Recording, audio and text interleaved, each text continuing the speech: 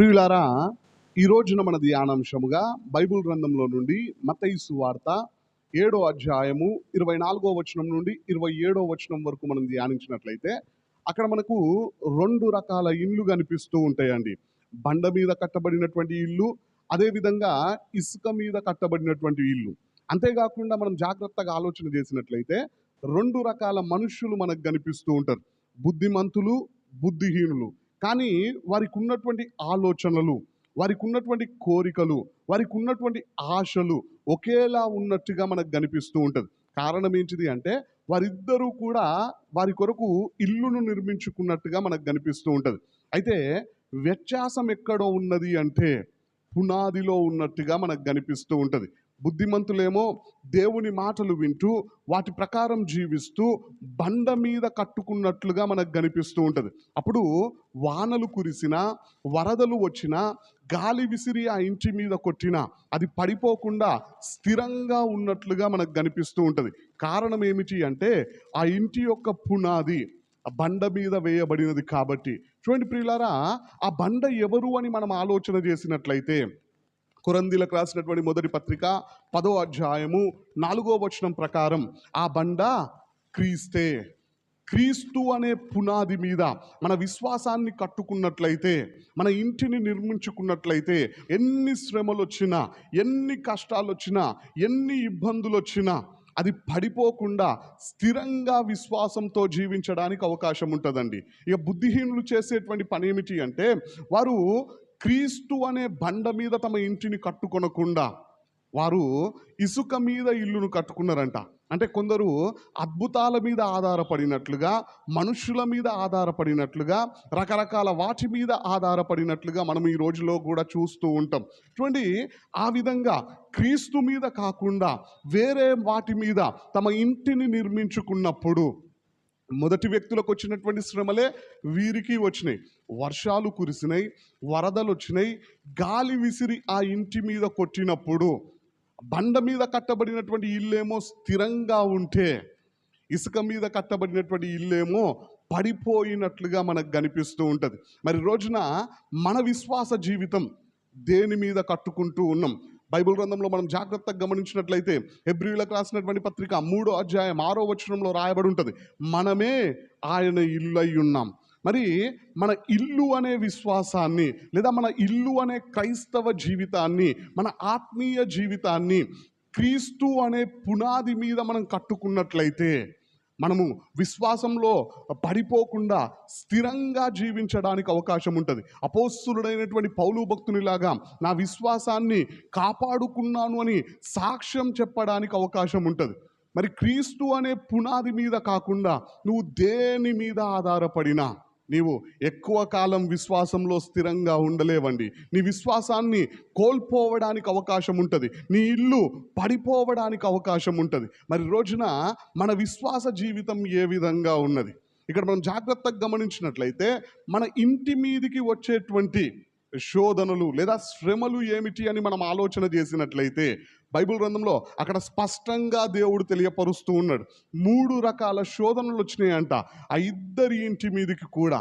ఏమిటి ఆ శోధనలు అని మనం ఆలోచన చేసినట్లయితే మొదటిదేమో వర్షాలు కురిచినాయంట, రెండోదిగా వరదలు వచ్చినాయంట, మూడోదిగా గాలి విసిరి ఆ ఇంటి మీద కొట్టినదంట. ఇంతకీ ఆ శ్రమలు ఏమిటి అని మనం ఆలోచన చేసినట్లయితే మొదటివి వర్షాలు.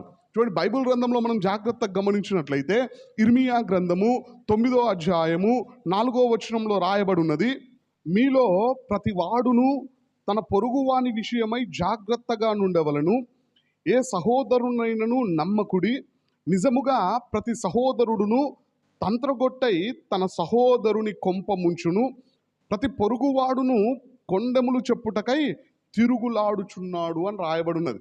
ఈ వాక్యంలో మనం జాగ్రత్తగా గమనించినట్లయితే కొందరు సహోదరులంట తమ సొంత సహోదరుల కొంపలే ముంచుతూ ఉన్నారంట.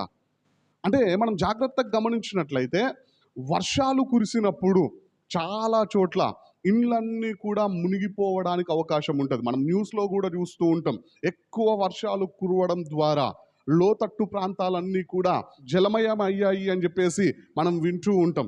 చూడండి ప్రియులారా, వానలు కురిస్తే కొంపలు మునగడానికి అవకాశం ఉంటుంది. ఇక్కడ మనం జాగ్రత్తగా గమనించినట్లయితే ఆ వానలు అనేటువంటి సమస్య ఎవరి నుండి వస్తూ ఉన్నది మన ఆత్మీయ జీవితానికి అంటే కపట సహోదరుల ద్వారా వస్తూ ఉన్నది.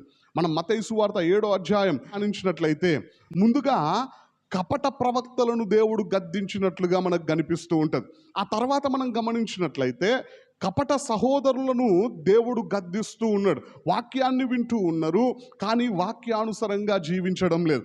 క్రీస్తు అనే బండ మీద తమ ఇంటిని నిర్మించుకొనకుండా ఉంటూ ఉన్నారు. మనం జాగ్రత్తగా కట్టబడినటువంటి ఇంటిలోనికి గనక వెళ్ళి చూసినట్లయితే ఇల్లంతా మనకు కనిపిస్తూ ఉంటుంది, కానీ ఆ యొక్క పునాది కనిపించదు.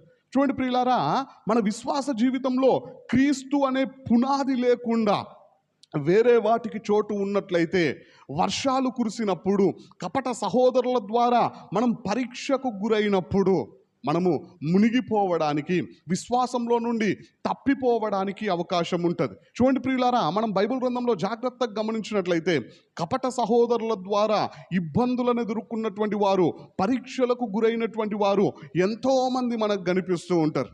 ఉదాహరణకి అందులో ఒక వ్యక్తిని గురించి మనం ఆలోచన చేసినట్లయితే అపోస్తలుడైనటువంటి పౌలు భక్తుడు. కొరింథీయులకు రాసినటువంటి 2వ పత్రిక 11వ అధ్యాయము 26వ వచనంలో రాయబడినది, అనేక పర్యాయములు ప్రయాణములలోను, నదుల వలనైన ఆపదలలోను, దొంగల వలనైన ఆపదలలోను, నా స్వజనుల వలనైన ఆపదలలోను, అన్యజనుల వలనైన ఆపదలలోను, పట్టణములో ఆపదలలోను, అరణ్యములో ఆపదలలోను, సముద్రములో ఆపదలలోను, కపట సహోదరుల వలన ఆపదలలోనూ ఉంటిని అని రాయబడినది. ఇక్కడ మనం జాగ్రత్తగా గమనించినట్లయితే 23వ వచనం నుండి 27వ వచనం వరకు అపోస్తలుడైనటువంటి పౌలు భక్తుడు తన విశ్వాస జీవితంలో ఎదుర్కొన్నటువంటి కొన్ని సమస్యల్ని వివరిస్తూ ఉన్నాడు.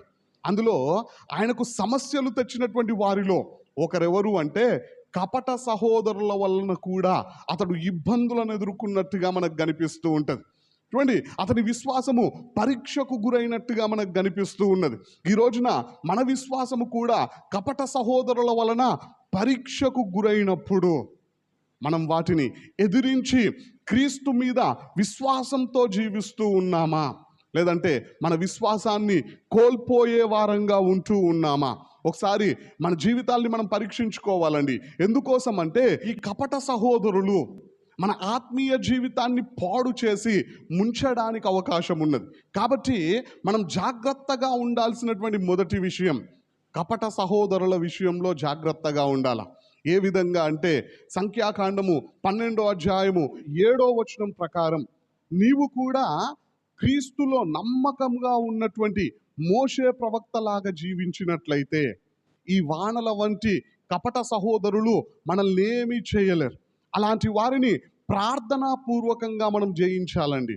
చూడండి ప్రియులారా, రెండవదిగా క్రీస్తు అనే పునాది మీద కట్టబడినటువంటి ఇంటికి, అదేవిధంగా ఇసుక మీద కట్టుకున్నటువంటి ఇంటికి వచ్చినటువంటి సమస్య ఏమిటి అంటే వరదలు వచ్చినట్లుగా మనకు కనిపిస్తూ ఉంటాయి.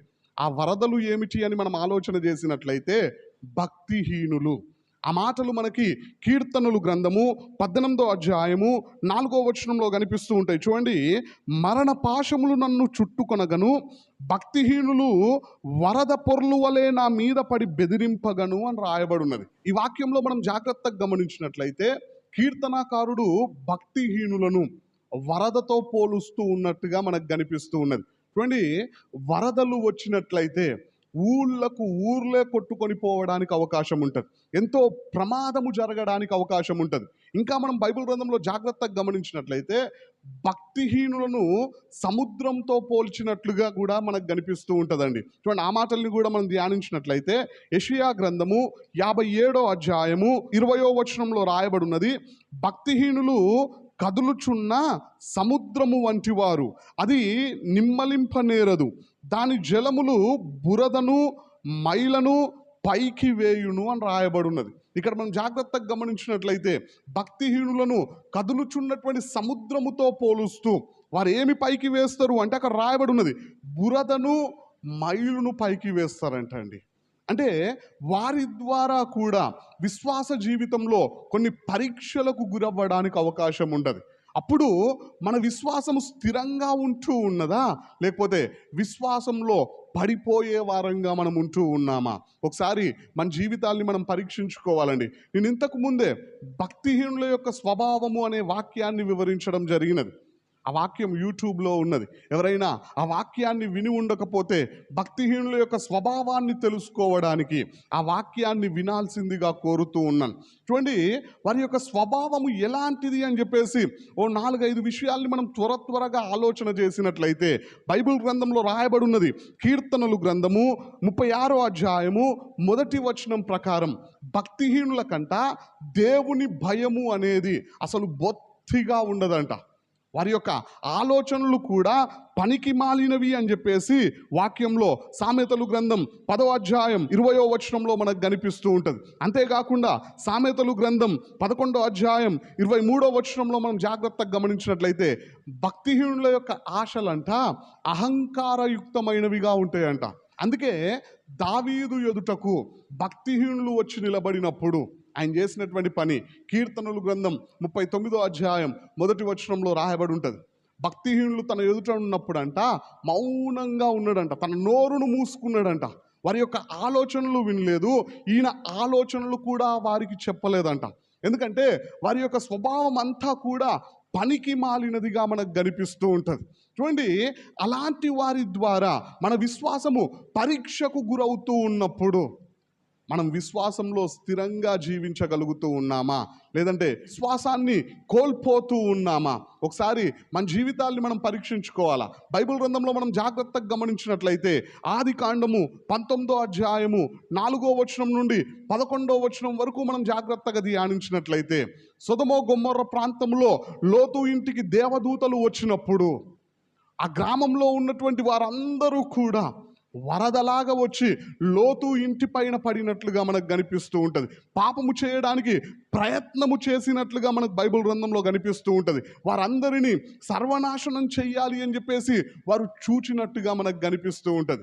అంతేకాకుండా మనం ఇంకా ఆలోచన చేసినట్లయితే ఆది కాండం 6వ అధ్యాయంలో నోవాహు భక్తుడు తన ఇంటి వారి రక్షణ నిమిత్తము ఓడను సిద్ధపరుస్తూ ఉన్నటువంటి సమయంలో ఆ ప్రాంతంలో ఉన్నటువంటి భక్తిహీనులందరికీ దేవుని ఉగ్రత రాబోతూ ఉన్నది అని చెప్పేసి జల ప్రళయము ద్వారా దేవుడు మనుషులందరినీ మరణానికి అప్పగించబోతూ ఉన్నాడు అని చెప్పేసి సువార్త ప్రకటించినప్పుడు ఆ భక్తిహీనులందరూ కూడా నీతిమంతుడైనటువంటి నోవాహును వర్షం కురవడం ఏంటిది, వాటి ద్వారా మనం అందరం మరణించడం ఏంటిది అని చెప్పేసి హేళన చేసినట్టుగా మనకు కనిపిస్తూ ఉంటుంది. చూడండి, చెప్పుకుంటూ పోతే భక్తిహీనుల ద్వారా పరీక్షలకు గురైనటువంటి వారు ఎంతో మంది మనకు బైబిల్ గ్రంథంలో కనిపిస్తారండి.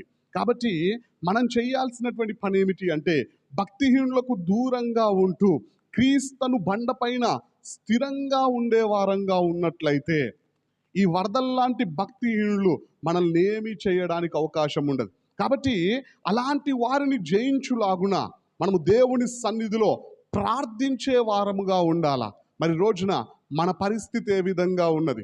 ఒకసారి మన జీవితాల్ని మనం పరీక్షించుకుందాం. చూడండి ప్రియులారా, మూడవదిగా క్రీస్తును బండపైన కట్టబడినటువంటి ఆ ఇంటికి, అంతేకాకుండా ఇసుక మీద బుద్ధిహీనులు కట్టుకున్నటువంటి ఇంటికి వచ్చినటువంటి మూడవ సమస్య ఏమిటి అంటే గాలి వచ్చిందంట. చూడండి ప్రియులారా, బైబిల్ గ్రంథంలో కొన్ని సందర్భాల్లో మనం జాగ్రత్తగా గమనించినట్లయితే గాలి అనేది కీడుకు సాదృశ్యంగా మనకు కనిపిస్తూ ఉంటుంది. ఉదాహరణకి యోబు గ్రంథము 1వ అధ్యాయము 19వ వచనంలో మనం ధ్యానించినట్లయితే గొప్ప సుడిగాలి అరణ్య మార్గముగా వచ్చి ఆ ఇంటి 4 మూలలను కొట్టగా అది యవనుల మీద పడినందున వారు చనిపోయిరి, దానిని నీకు తెలియజేయుటకు నేనొక్కడనే తప్పించుకొని వచ్చి ఉన్నానను అని రాయబడి ఉన్నది. ఈ వాక్యంలో మనం జాగ్రత్తగా గమనించినట్లయితే యోబు యొక్క కుమారులు మరణించడానికి, యోబు యొక్క కుమార్తెలు మరణించడానికి గొప్ప సుడిగాలి వచ్చేసి ఆ ఇంటి 4 మూలలా కొట్టినప్పుడు ఆ ఇల్లు కూలి ఆ యవనస్తుల మీద పడినప్పుడు వారు మరణించినట్లుగా మనకు కనిపిస్తూ ఉన్నది. అంటే ఈ వాక్యంలో ఆ యొక్క గాలి కీడుకు సూచనగా మనకు కనిపిస్తూ ఉన్నది. చూడండి ప్రియులారా, మనం బైబిల్ గ్రంథంలో కూడా జాగ్రత్తగా గమనించినట్లయితే గొప్ప కీడు రాబోతున్నది అని చెప్పేసి నోవాహు భక్తునికి దేవాది దేవుడు తెలియపరిచినప్పుడు తన కుటుంబీకుల రక్షణ కొరకు ఓడను సిద్ధము చేసుకున్నట్లుగా మనకు కనిపిస్తూ ఉంటుంది. ఎన్ని సంవత్సరాలు ఆయన ప్రయాసపడినడు అంటే దాదాపుగా 100 సంవత్సరాలు కష్టపడి తన కుటుంబీకుల రక్షణ కొరకు ఒక ఓడను సిద్ధపరిచినట్లుగా, అందులోనికి వెళ్ళి తన కుటుంబాన్ని రక్షించుకున్నట్లుగా నోవాహు జీవితం మనకు కనిపిస్తూ ఉంటుందండి. చూడండి ప్రియులారా, అంతేకాకుండా మనం ఇంకా ఆలోచన చేసినట్లయితే ఆది కాండము 19వ అధ్యాయము 23వ వచనం నుండి 29వ వచనం వరకు మనం జాగ్రత్తగా గమనించినట్లయితే సొదొమ గొమొర్రా పట్టణాలను దేవుడు అగ్ని గంధకములతో నాశనం చేస్తూ ఉన్నప్పుడు ఆ కీడు నుండి లోతు భక్తుడు తన కుటుంబాన్ని కాపాడుకున్నట్లుగా మనకు కనిపిస్తూ ఉంటుంది. ఈ రోజున కూడా భూమి మీదికి దేవుని తీర్పు రాబోతూ ఉన్నది. ఆ మాటలు మనకి ప్రకటనా గ్రంథము 6వ అధ్యాయం 15వ వచనంలో కనిపిస్తూ ఉంటాయి. దేవుని ఉగ్రత అనే కీడు ఈ లోకం మీదికి రాబోతూ ఉన్నది. క్రీస్తు రక్షణ అనే ఓడ సిద్ధముగా ఉన్నది. మనం అందులోనికి వెళ్ళి ఆనందంగా ఉన్నట్లయితే ఆ కీడు నుండి తప్పించబడ్డానికి అవకాశం ఉంటుంది. మన కుటుంబాన్ని కూడా క్రీస్తు రక్షణ అనే ఓడలోనికి చేర్చినట్లయితే వారిని కూడా మనం కాపాడుకున్న వారమైతాం. మరి రోజున మన జీవితం ఏ విధంగా ఉన్నది? మన విశ్వాస జీవితము రకరకాల సమస్యల గుండా, రకరకాల పరీక్షల గుండా వెళ్తూ ఉన్నప్పుడు, ఈ వానలు అనే సమస్యలు వచ్చినప్పుడు, ఈ వరదలు అనే సమస్యలు వచ్చినప్పుడు, గాలి అనే కీడు వచ్చినప్పుడు మనం వాటిని గమనించి ప్రార్థనాపూర్వకంగా వాటిని జయించి ముందుకు సాగుతూ ఉన్నామా? లేదంటే ఇసుక మీద కట్టబడినటువంటి ఇల్లులాగా మన విశ్వాసాన్ని మనం కాపాడుకొనలేకపోతూ ఉన్నామా? విశ్వాసంలో పడద్రోయబడుతూ ఉన్నామా? దిగజారిపోతూ ఉన్నామా? ఒకసారి మన జీవితాల్ని మనం పరీక్షించుకుందాం. మనందరం కూడా క్రీస్తు అనే పునాది మీద మన ఇంటిని నిర్మించుకుందాం. క్రీస్తులో స్థిరంగా జీవిస్తాం. ఆయనకు నమ్మకంగా జీవించే వారంగా ఉందాం. ఎన్ని పరీక్షలు వచ్చినా, ఎన్ని సమస్యలు వచ్చినా, వానలు అనేటువంటి కపట సహోదరులు వచ్చినా, వరదలు అనేటువంటి భక్తిహీనులు వచ్చినా, గాలి అనేటువంటి కీడు ఎదురైనప్పటికీ, సమస్యల్లో మనం ఉన్నప్పటికీ మన విశ్వాసాన్ని కాపాడుకునే వారంగా ఉందాం. దేవుని మీద నమ్మకం ఉంచి దేవుని సహాయాన్ని కోరుకుందాం. దేవుని రాకడకు మనందరం సిద్ధపడదాం. ఈ కొద్ది వాక్యాన్ని దేవుడు దీవించును గాక. ఆమేన్.